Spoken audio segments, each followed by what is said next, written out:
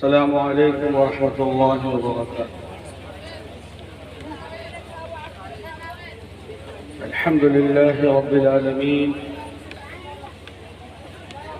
والصلاة والسلام على سید المرسلین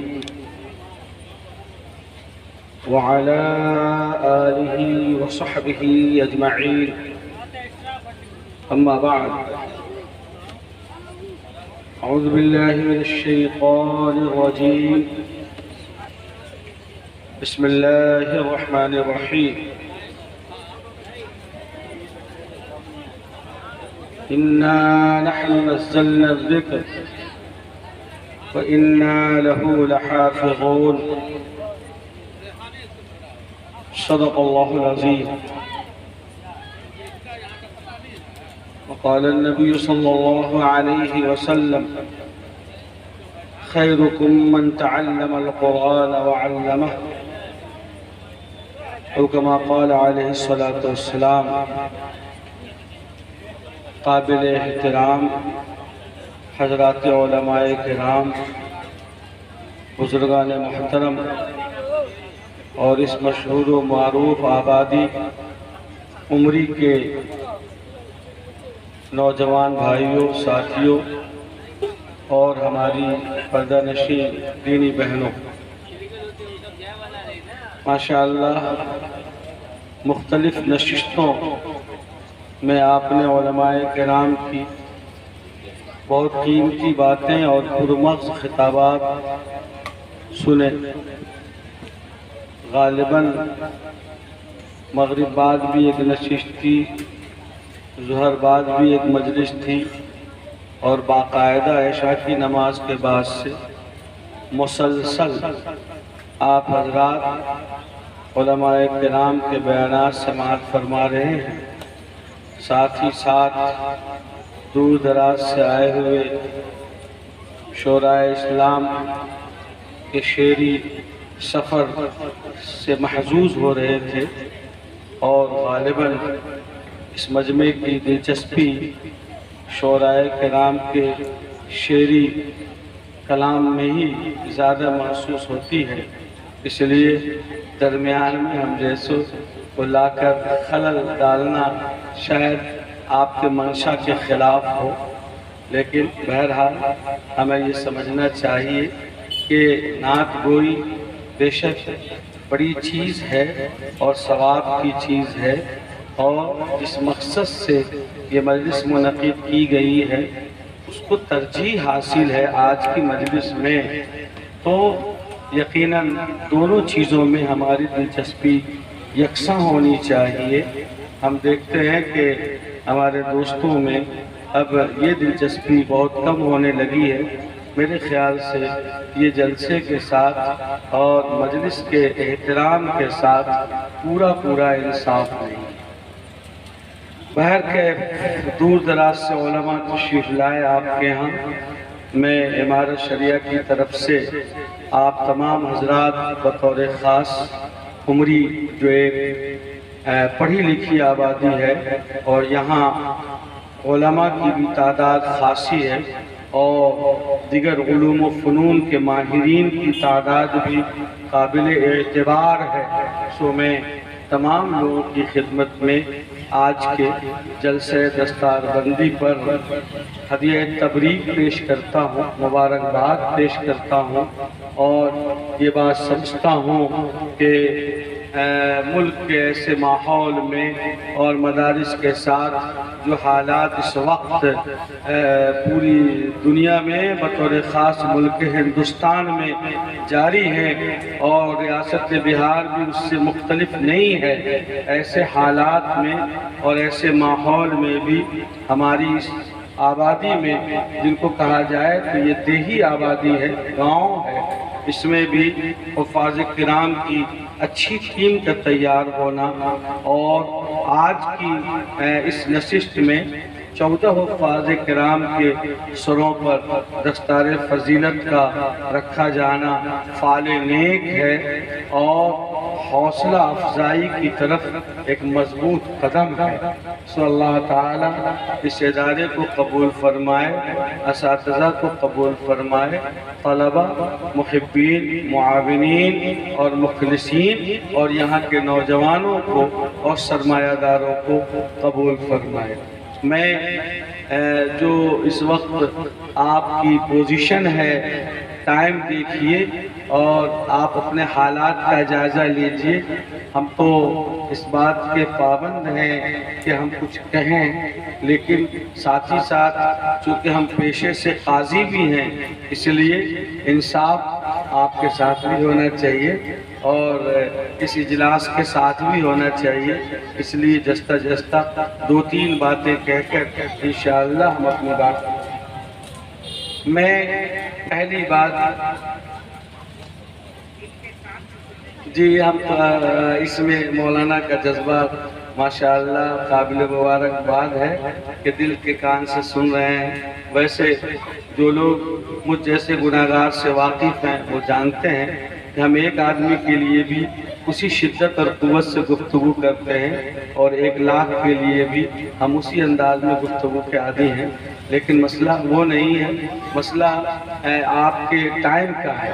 بہرکیف میں یہ سمجھتا ہوں حضرت کہ آج کے ماحول میں قاضی صاحب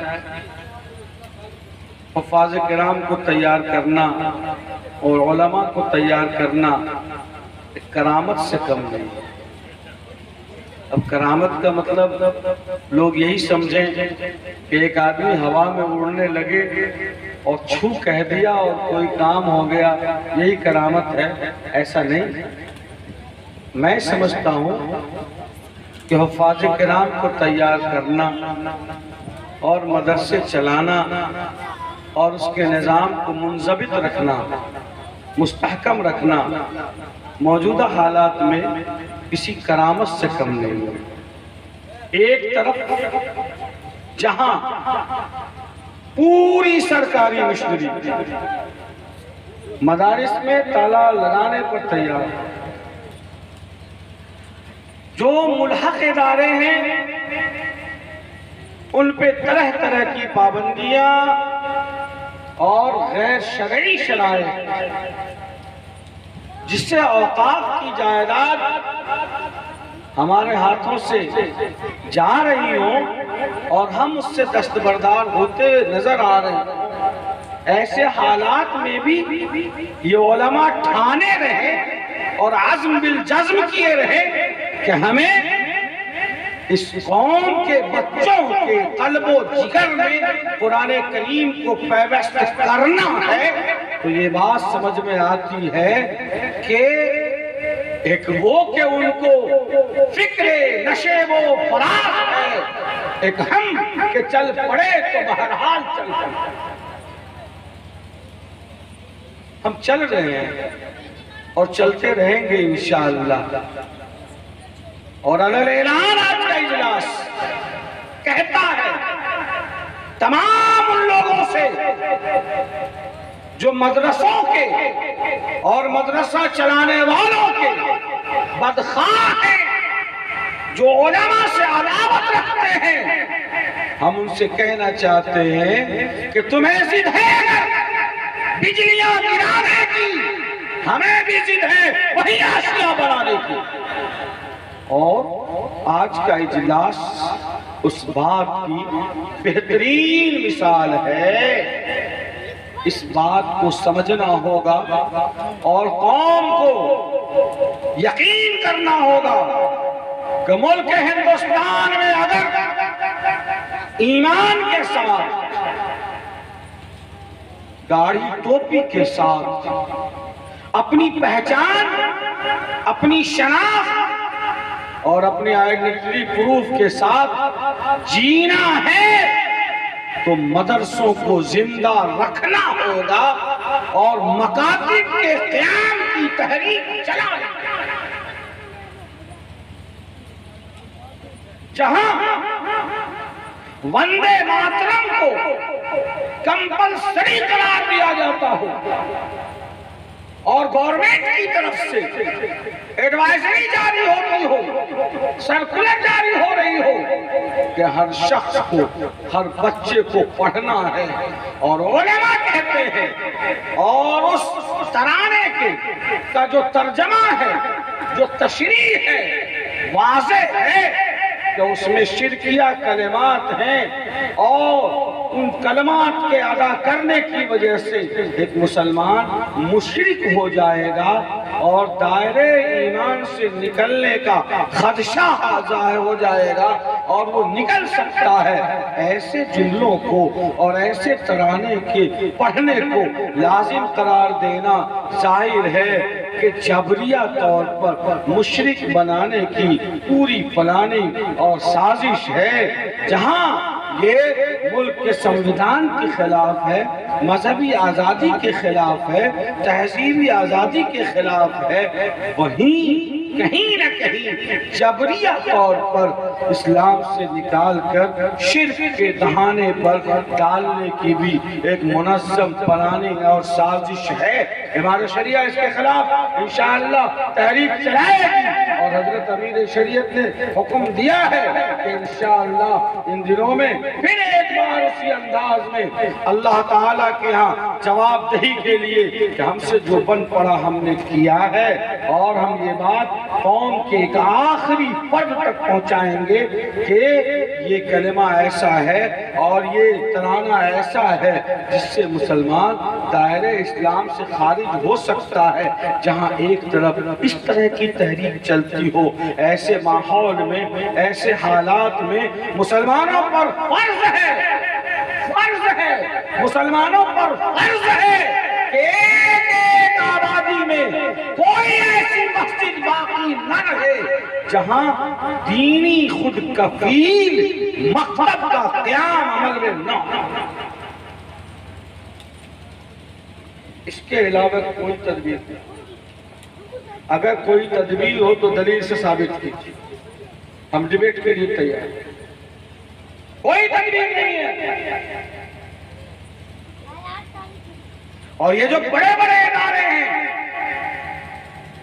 ان کو باقی رکھنے کے لیے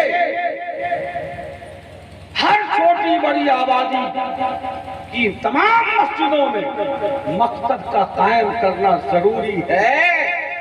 یہی وہ سوتے ہیں، یہی وہ چھوٹی چھوٹی ندیاں ہیں جو بڑے سمندر میں تبدیل ہونے والی ہیں۔ اگر مکاتب کا سلسلہ ٹھنڈا پڑ گیا اور سرد بستے میں چلا گیا تو پھر یہ مدارس بھی زندہ نہیں رہ سکیں گے اور مستحکم نہیں ہو سکیں گے۔ جہاں تک سوال قرآن کریم کا ہے، کتاب اللہ کا ہے، اس سلسلے میں یہ بات کافی ہے کہ نور خدا ہے کفر کی حرکت خندزن، پھونکوں سے یہ چراغ بجھایا نہ جائے گا۔ یہ چیز اپنی جگہ اٹل ہے، مسلم ہے، اور اللہ تعالیٰ نے اس کا انتظام کر رکھا ہے۔ اور آپ کی آبادی کا یہ مدرسہ جہاں سے 14 حفاظ کرام فارغ التحصیل ہوئے، اسی سسٹم کا ایک حصہ ہے۔ چونکہ خالق کائنات نے فرمایا کہ یہ قرآن میرا کلام ہے، اور خالق کی ذات قدیم ہے تو خالق کا کلام بھی قدیم ہے، اس کو زوال نہیں ہے، یہ حادث نہیں ہے۔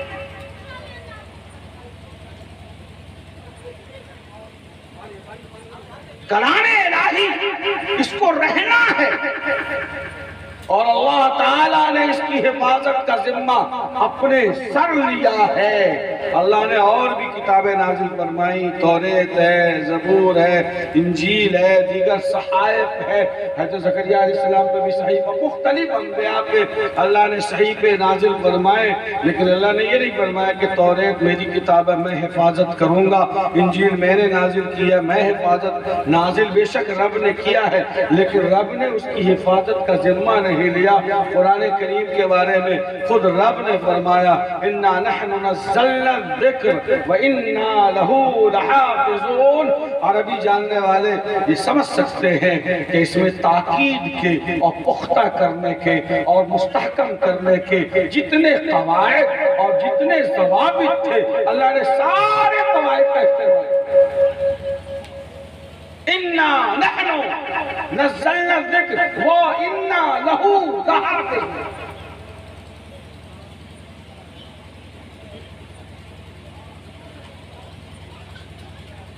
اور اللہ نے فرمایا کہ اس کے لیے ہم نے دو ٹیم بنا دی ہے، دو ٹیم۔ اللہ نے فرمایا کہ ایک ٹیم وہ ہے جو ضبط قرآن پر معمول ہے، اور دوسری ٹیم وہ ہے جو شرح قرآن پر معمول ہے۔ دو جماعتیں ہیں، یہ دونوں جماعتیں سلیکٹڈ ہیں، منتخب ہیں من جانب اللہ، اور یہ اللہ کے کلام کی حفاظت کے لیے دربان ہیں، حفاظ اور علماء۔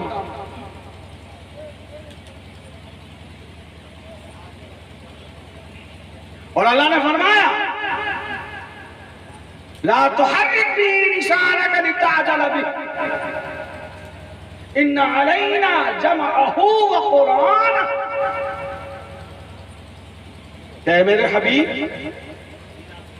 جب میرا فرشتہ میرا کلام لے کر آپ کے پاس آتا ہے اور وہ تلاوت کرتا ہے تو آپ جلد بازی میں اپنی زبان کو حرکت مت دیجئے، اس خوف سے کہ کہیں آپ کے ذہن و دماغ سے میرا کلام محو نہ ہو جائے۔ لا تحرک به لسانک لتعجل به، آپ جلد بازی مت کیجئے۔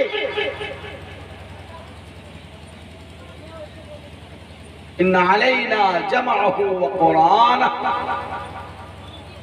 آپ کے قلب مبارک میں محفوظ کر دینا اور آپ کی زبان مبارک سے پڑھوا دینا۔ ترجمہ پہ غور کیجیے، یہ ہماری ذمہ داری ہے۔ تو کریں کیا؟ اللہ نے فرمایا فَإِذَا قَرَأْنَاهُ فَاتَّبِعْ، جب ہم پڑھ لیں تو اس کے بعد آپ پڑھیں اطمینان سے۔ اور آگے اللہ نے فرمایا ثم ان علینا بیان، اور ہم نے کیا کہا، کیا حکم دیا، کیا ڈیفینیشن ہے اس کا، کیا تشریح ہے اس کی، یہ بھی ہم ہی بتائیں گے۔ اس لیے قرآن کریم کی ایک آیت کریمہ دوسری آیت کریمہ کی تفسیر۔ تو اب دو جماعتیں ہوئی، ایک تو حفظ قرآن کے لیے یہ حفاظ کی جماعت، اور ایک بیان قرآن کے لیے تشریح کے لیے اللہ نے منتخب فرمایا علماء، مفتیان، قضات، شارحین، مفسرین، فقہاء، یہ دونوں جماعت، یہ دونوں اللہ تعالیٰ کے کلام کی حفاظت کے لیے دربان ہیں۔ جیسے دربان وداؤٹ پرمیشن کسی کو انٹری کی اجازت نہیں دیتا، یہ حفاظ کسی کو غلط بات پڑھنے اور غلط بیان اور تشریح کرنے کی اجازت نہیں دیتا۔ اور جیسے دربان کا ایک ڈریس ہوتا ہے، ڈریس کوڈ، ویسے ہی اللہ تعالیٰ کے دین کے دربان کا بھی ڈریس کوڈ ہے۔ حفاظ کا لباس وہی ہوگا جو علماء اور صلحاء اور مشائخ کا لباس ہوگا، علماء کا لباس وہی ہوگا جو آقا صلی اللہ علیہ وسلم کی پیروی کرنے والے لوگوں کا لباس ہوگا۔ ہر زمانے کے لوگوں نے آقا صلی اللہ علیہ وسلم کی جنہوں نے پیروی کی، ان کی جو وضاحت ہے، نبی کی وضاحت پر رہنے والے لوگ، یہ ان کا ڈریس کوڈ ہوگا۔ یہی ڈریس کوڈ سے پہچانا جائے گا کہ یہ اس ٹیم کا ممبر ہے، اس ٹیم کا فرد ہے، اور یہ اس ٹیم کا فرد۔ عجیب بات ہے، دنیا میں کوئی ایسی کتاب نہیں ہے جس کو نہ سمجھیے اور آپ پڑھیے۔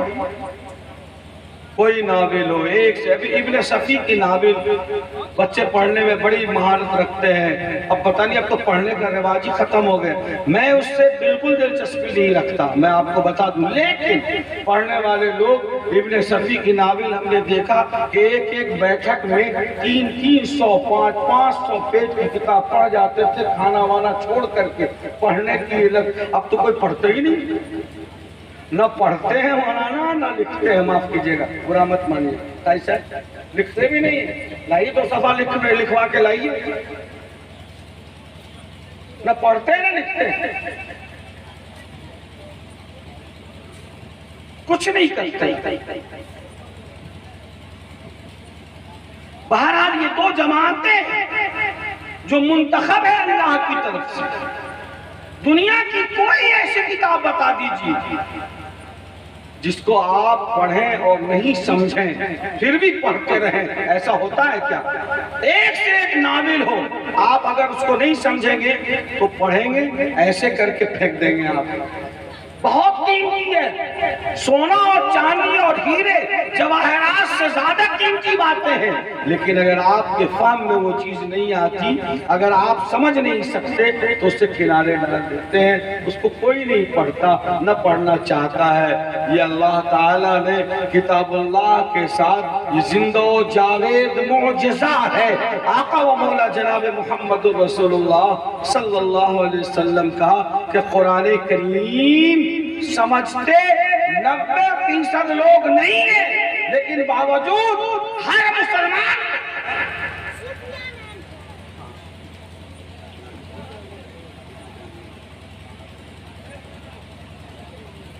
جو بھی نبی آیا دنیا میں، اللہ نے حقانیت کی دلیل کے طور پر معجزہ عطا فرمایا۔ ایک ہوتا ہے معجزہ، ایک ہوتا ہے کرامت، اور ایک چیز ہوتی ہے استدراج۔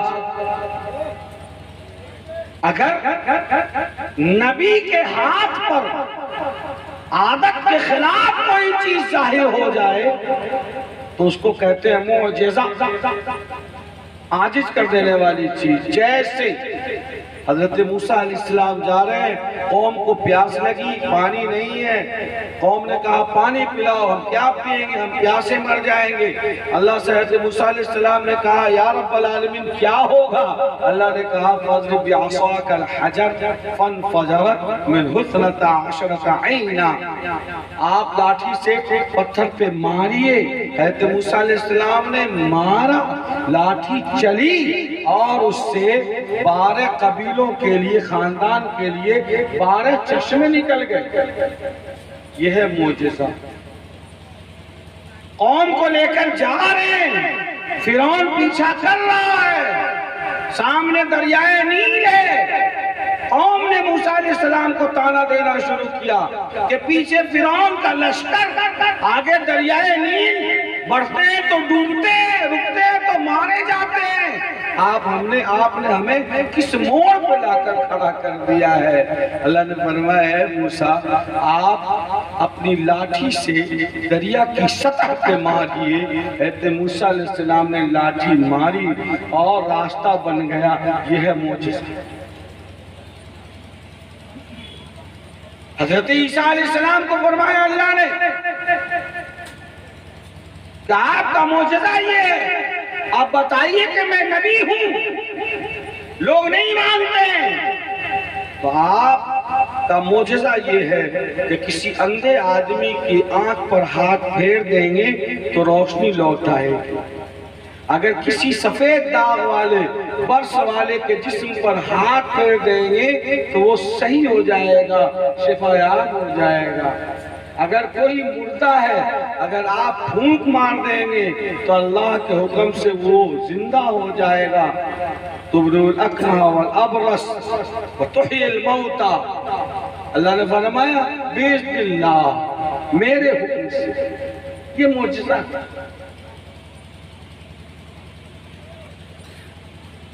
سارے معجزات ان نبیوں کے ساتھ رخصت ہو گئے۔ آقا و مولا جناب محمد رسول اللہ صلی اللہ علیہ وسلم کا معجزہ یہ کتاب اللہ ہے، جس کتاب کو ان بچوں نے، چھوٹے چھوٹے بچوں نے اپنے سینوں میں محفوظ کیا ہے۔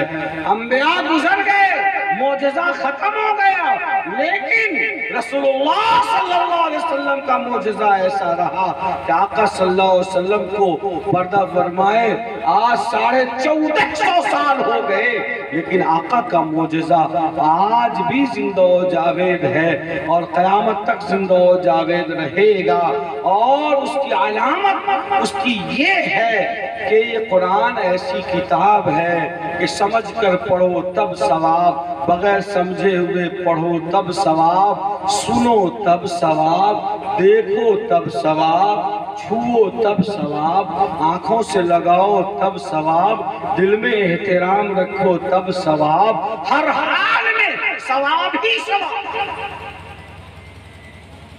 سننا بھی عبادت، پڑھنا بھی عبادت، دیکھنا بھی عبادت، محبت رکھنا بھی عبادت۔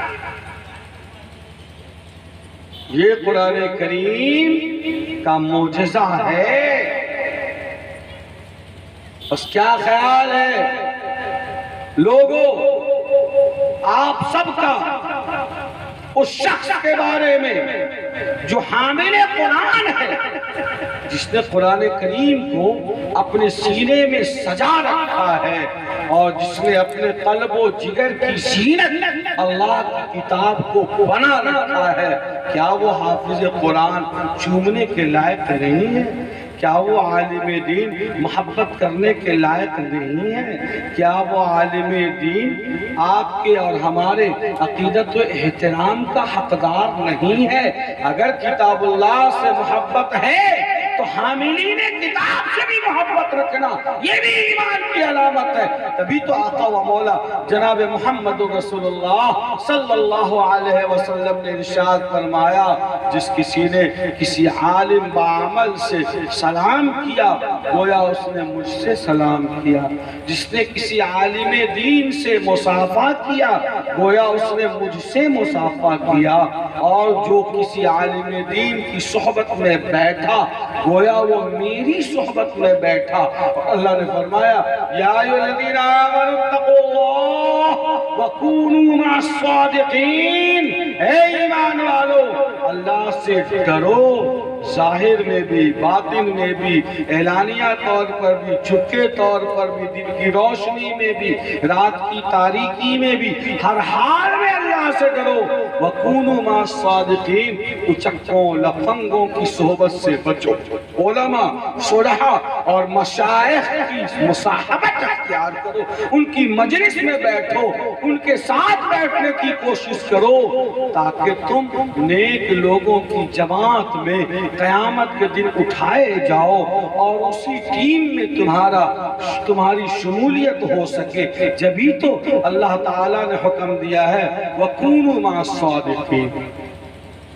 افسوس اس بات پر ہے کہ ہر شخص کو شکایت ہے اسی جماعت سے اور انہی ادارے کے تمام معاونین سے، کیسا ہے، کیا ہو رہا ہے، کیا کرے گا، کہاں سے لایا، کیا کر رہا ہے، پتہ نہیں۔ دوسروں کا حساب کتاب لے کر ہمیشہ بیٹھنے والے لوگ اپنا بہی کھاتا نہیں دیکھتے اور دوسروں کا حساب دیکھتے ہیں۔ انہیں پتہ ہونا چاہیے کہ اللہ کی طرف سے یہی وہ جماعت ہے جس نے بے سر و سامانی کے عالم میں ہمیشہ کام کیا ہے۔ آج بھی یہی جماعت بے سر و سامانی کے عالم میں کام کر رہی ہے اور قیامت تک یہی جماعت کرے گی۔ اس لیے کرے گی کہ اللہ نے اسی کام کے لیے اس کو تعینات کیا ہے، اسی کام کی ذمہ داری اس کے سامنے پڑتی ہے۔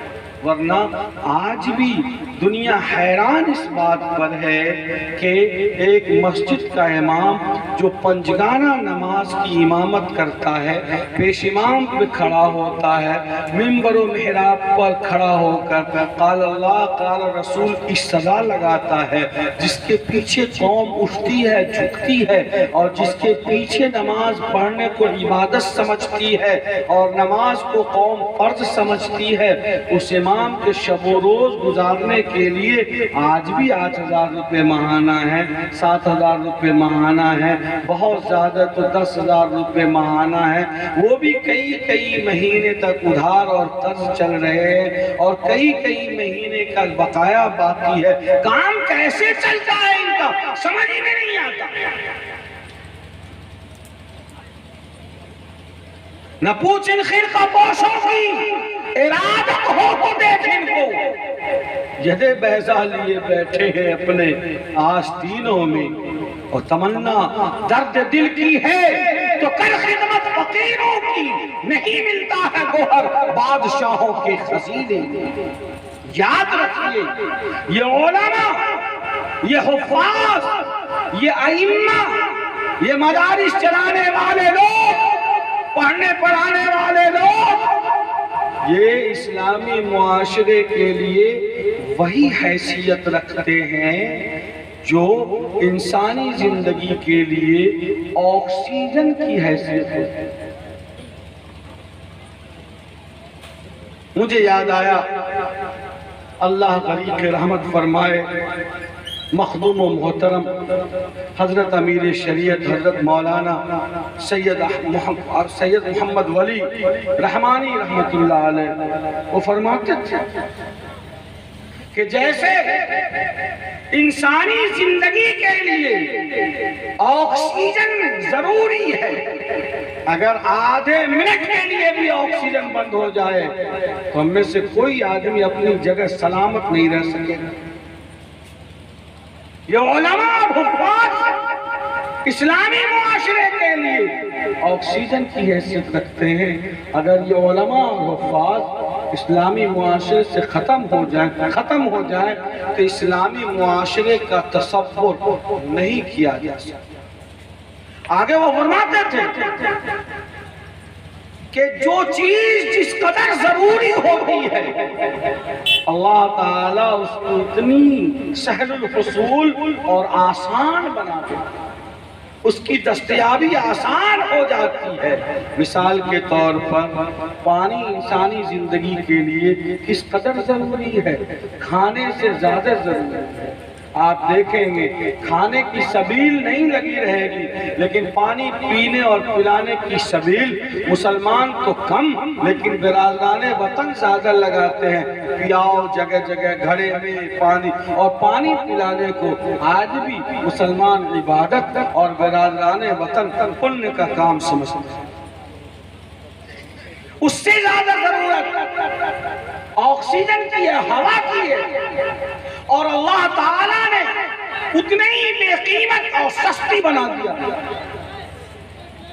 اور آکسیجن کی قیمت کیا ہوتی ہے؟ 3-4 سال پہلے جائیں تو کرونا کے زمانے کو یاد کر لیں تو سمجھ میں آ جائے گا کہ آکسیجن کیا ہوتی ہے اور کس کو آکسیجن کہتے ہیں، جس سے انسان سانس لے کر کے زندہ رہ سکتا ہے۔ کیا قیمت دیتے ہیں ہم؟ کوئی قیمت نہیں دیتے۔ کھیتی کرتے ہیں، کھاد دیتے ہیں، فلاں کرتے ہیں، محنت۔ پانی تھوڑی اس سے کم قیمت ہے تو ہینڈ پائپ کاٹتے ہیں، محنت کرتے ہیں۔ ہوا کے لیے کون سی محنت ہے؟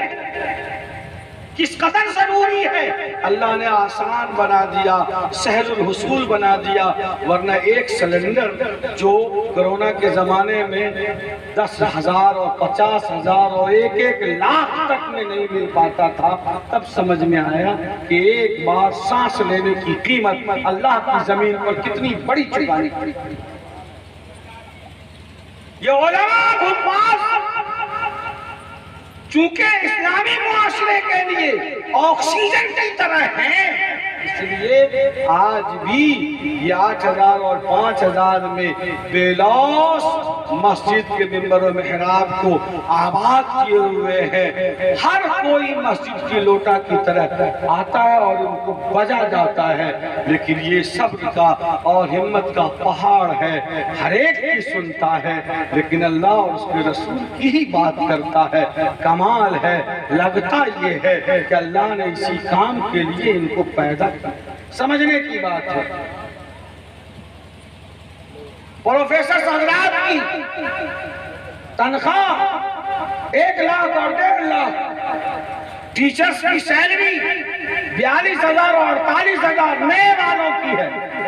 اگر امام کی تنخواہ بھی 50,000 کر دیں ہم، تو بتائیے ایمانداری کے ساتھ کہ ہمارے گاؤں کی کتنی مسجدوں میں امام رہ سکیں گے، اور کتنی مسجدوں میں وقت پر جماعت ہو سکے گی، اور کتنے وقت ہم جماعت کے ساتھ نماز قائم کر سکیں گے؟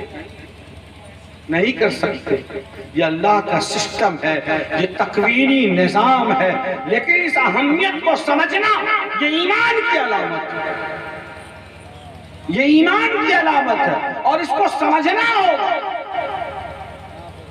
میرے بھائیوں، یہ عظمت ہے، اس کو سمجھنے کی ضرورت ہے، اور احترام جیسے کتاب اللہ کا کرتے ہیں تو حاملین کتاب کا احترام کرنا بھی ہم سب کے لیے ضروری ہے۔ اللہ تعالیٰ اس ادارے کو قبول فرمائے اور تمام حفاظ کو قبول فرمائے۔ میں ایک بات کہہ کر اپنی بات ختم کرنا چاہتا ہوں، گرچہ آپ چند لوگ ہیں لیکن میری آواز جا رہی ہو تو آپ سب ذمہ دار ہیں، اور علماء کی تعداد اکثر ہے۔ میں یہ بات بتا دوں کہ قوم کو بتائیے جمعے کے خطبے میں، اور انہیں سمجھائیے کہ ملک کے حالات جس تیزی کے ساتھ بدل رہے ہیں اور جس انداز میں نسلوں کو مرتد بنانے کی سازش چل رہی ہے، ایسے حالات میں ہماری ذمہ داری مزید بڑھ جاتی ہے، اور گزشتہ کل کی طرح گزرے ہوئے کل سے آنے والا کل بہت زیادہ خطرناک ہے۔ آپ آج کی طرح نہ سمجھیں، اگلی صبح کو دیکھیے کہ کیسی صبح کی جو شعاع نکلے گی اور صبح کی جو کرن نکلے گی وہ کتنا زہر آلود ہوگا، اس کو سمجھانے کی ضرورت ہے۔ لیکن قوم کو ساتھ ہی ساتھ یہ حوصلہ دینے کی بھی ضرورت ہے کہ اگر ملک کے حالات بدل رہے ہیں، اگر ریاستوں کی حکومتیں تبدیل ہو رہی ہیں، تو مسلمانوں کو اس سے نہ تو گھبرانا چاہیے، نہ ڈرنا چاہیے، نہ خوف زدہ ہونا چاہیے، نہ حوصلے کو پست کرنا چاہیے، نہ پریشان ہونا چاہیے، بلکہ نئے حوصلے کے ساتھ مضبوط قدم آگے بڑھانا چاہیے، اور یہ سمجھنا چاہیے کہ ہم وہ قوم ہیں جنہوں نے بدر کا میدان بھی دیکھا ہے، اور خود کی پہاڑیاں بھی دیکھی ہیں، اور حنین کا میدان بھی دیکھا ہے، اور تبوک کی پہاڑیاں بھی ہم نے دیکھی ہیں۔ ہم اس باپ کی اولاد بھی ہیں جنہوں نے سمندر کے ساحل پہ کشتیاں جلا ڈالی تھی، ہم اس باپ کی اولاد ہیں جنہوں نے ٹھاٹھے مارتے ہوئے سمندر میں گھوڑے ڈال دیے تھے، ہم انہی باپ کی اولاد ہیں جنہوں نے سمندر کیا جنگ افریقہ کے جنگل کو جنگلی جانوروں سے خالی کرا لیا تھا، اور یہ کہا تھا کہ اے جنگل کے چرند اور پرند اور اے درندے جانوروں، تم اس کو خالی کر دو، ہمیں یہاں اسلامی لشکر کی چھاونی بنانی ہے، ہم غلامان مصطفیٰ ہیں، اور کلمت اللہ کی سربلندی کے لیے اس سرزمین پر آئے ہوئے ہیں، تم ہمارا راستہ نہیں روک سکتے۔ دنیا نے دیکھا کہ سارے درندے جانوروں نے ایک کمانڈر، اسلامی لشکر کے کمانڈر کی آواز پر جنگل کو خالی کر دیا. اور یہ تاریخی حقیقت ہے، سچائی ہے کہ دشت و دشت ہے، دریا بھی نہ چھوڑے ہم نے. دشت و دشت ہے، دریا بھی نہ چھوڑے ہم نے. بحر ظلمات میں دوڑا دیے گھوڑے ہم نے. ہمارے سامنے ساری تاریخ بھری پڑی ہے، اور یہ سب ہمارے اسلاف اور ہمارے آباء و اجداد کی کہانیاں ہیں. ہم اسی نسل سے ہیں اور اسی طبقے سے ہیں اور وہی کلمہ پڑھنے والے ہیں اور وہی فکر و خیالات کو اوڑھنے والے ہیں. اس لیے حالات کی سنگینی اور حالات کی ستم ظریفی سے ہمیں گھبرانا نہیں چاہیے، اور ہمیں یہ سمجھنا چاہیے نہ گھبرا تندیے بادے مخالف سے. عقاب یہ تو چلتی ہے تجھے اونچا اڑانے کے لیے، یہ سمجھنا ہوگا.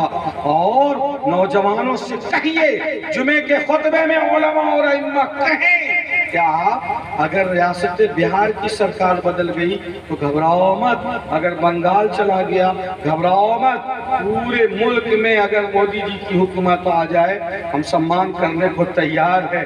ہمیں کسی سے کوئی خوف نہیں ہے، ہمیں کسی سے کوئی خطرہ نہیں ہے. یہ سرکاریں اور یہ حکومتیں بدلنے سدلنے والی ہیں. ہمارا ایمان اس حکومت پر ہے جو حکومت کبھی نہیں بدل سکتی ہے، اور وہ حکومت ہے خدا وحدہ لا شریک. یہ بتائیے لوگوں کو، نوجوانوں کو سمجھائیے اور کہیے کہ جو کچھ بھی اس ملک میں ہونا تھا وہ سن 1947 میں ہو گیا. آج آزادی کو 80 سال ہونے جا رہے ہیں، اس سے زیادہ ہونے جا رہے ہیں. 1947 جیسے حالات اب تک پیدا نہ ہوئے جب 1947 کے باوجود ہمارے قدم اپنے آباء و اجداد کی قبروں کے ساتھ جمے ہوئے ہیں، اور ہم اپنے آباء و اجداد کی قبروں کی اینٹ کو پکڑ کر اسی ملک میں بیٹھے ہوئے ہیں. تو ہم یہیں رہیں گے انشاءاللہ، اور اسی ملک کو ترقی دیں گے انشاءاللہ، اور ہم اسی ملک کے لیے خون پسینہ بہائیں گے انشاءاللہ. ہمارا کام یہ ہوگا کہ لوگ ہمیں گالیاں دیتے ہیں، آپ گالیاں سنیے لیکن اپنے حصے کا کام کیجئے. اور اپنے حصے کا کام کیا ہے؟ اپنے حصے کا کام کیا ہے؟ علماء مدارس کو مضبوط کریں، اور تمام لوگ اپنے بچوں کے ہاتھوں میں ایجوکیشن کا ہتھیار تھما دیں، تعلیم کا ہتھیار تھما دیں.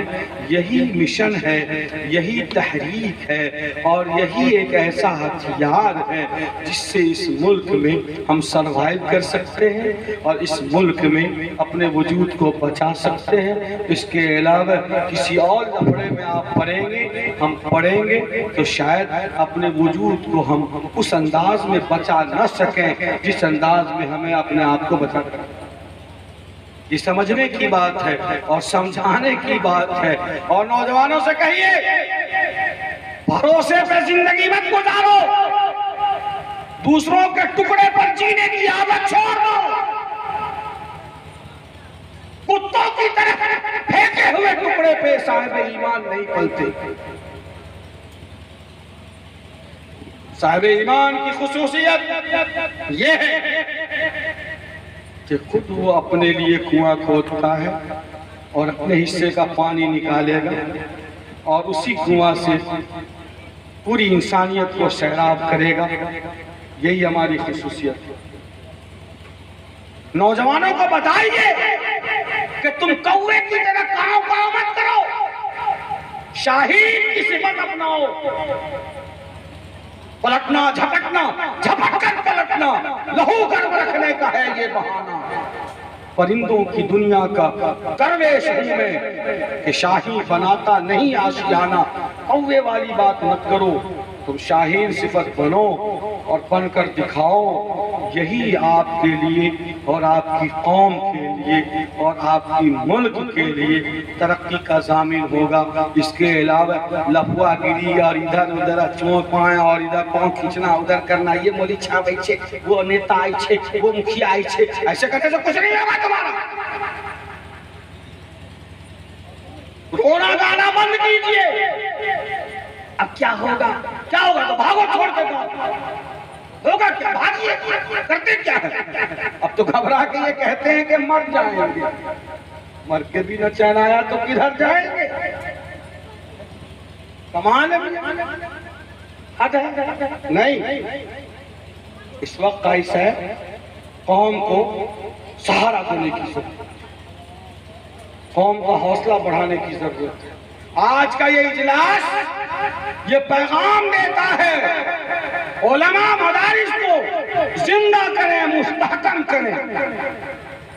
مساجد کے ذمہ دار ایک ایک مسجد میں مکتب قائم کرنے کو اپنا دینی اور ایمانی فریضہ سمجھیں، اور دانشور حضرات اور پوری قوم تعلیم کو اپنا اسلحہ بنائیں، ایجوکیشن کو اپنا اسلحہ بنائیں، تاکہ ہم اس ملک میں مضبوط ہو سکیں۔ اللہ تعالیٰ اس جلسے کو قبول فرمائے، ہم سبوں کو قبول فرمائے۔ میرے خیال سے میں 2 دنوں تک تقریر کرتا رہوں، آپ سنتے رہیں گے۔ جو لوگ ہیں اس وقت وہ جائیں گے بھی نہیں، میں یہ بھی لکھ کے دے سکتا ہوں آپ کو انشاءاللہ، لیکن شاید آج کے اجلاس کے لیے اتنا پیغام کافی ہے۔ اللہ تعالیٰ ہم سبوں کو عمل کی توفیق عطا فرمائے۔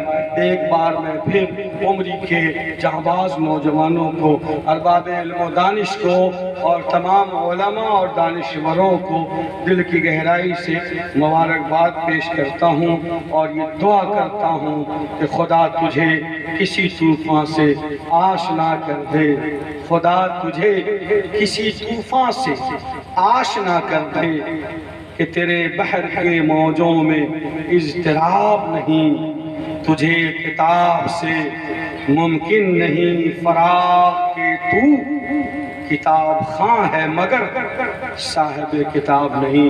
وآخر دعوانا الحمدللہ رب العالمین۔ شکراً، جزاکم اللہ۔